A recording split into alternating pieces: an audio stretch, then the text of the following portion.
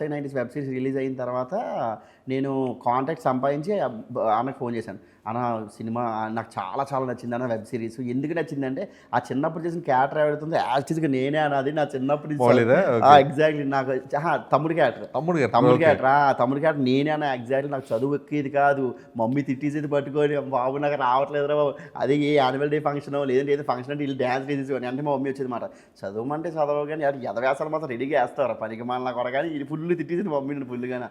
So ఆ same character మాట నాది కూడా. నాకు ఇంకా వెబ్ సిరీస్ చూసిన తర్వాత నేను ఇంకా పిచ్చెక్కిపోయాను. నేను అమ్మ నేనే వెంటనే డైరెక్టర్ నెంబర్ సంపాదించి ఫోన్ చేశాను ఆయితే అసలుకి. ఫోన్ చేసి బ్రో చాలా చాలా బాగుంది, ఒక అరగంట సేపు మాట్లాడాను. అరగంట సేపు నీట్గా విని లాస్ట్కి ఏమన్నాడంటే బేసిక్గా బబ్బులు నేను నీకు ఫ్యాన్ అన్నాడు. నాకు అర్థం కాలేదు, నా కంటెంట్ మీరు చూస్తారా అంటే అప్పుడు చెప్పింది ఏంటంటే ఆయితే అసలుకి ఒక బెస్ట్ ఫ్రెండ్ ఉన్నాడు ధీరజ్ అని చెప్పి. ఆ ధీరజ్ నా వీడియోస్ ఎక్కువ చూస్తుంటాడంట. మాదాపూర్లో నేను నా ఫ్రెండ్స్తో వెళ్తున్నప్పుడు ఆ ధీరజ్కి నేను ఆ ఇతిహాసం ధీరజ్ ఇద్దరు నడుచుకుంటూ వెళ్తుంటే నన్ను చూసారంట.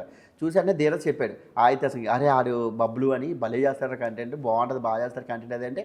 అప్పటి నుంచి ఆ ఇతిహాసం నా కంటెంట్ చూశాడు. చూసిన దగ్గర నుంచి అప్పటి నుంచి నాకు ఆ ఇతిహాసం బాగా క్లోజ్ అయిపోయింది.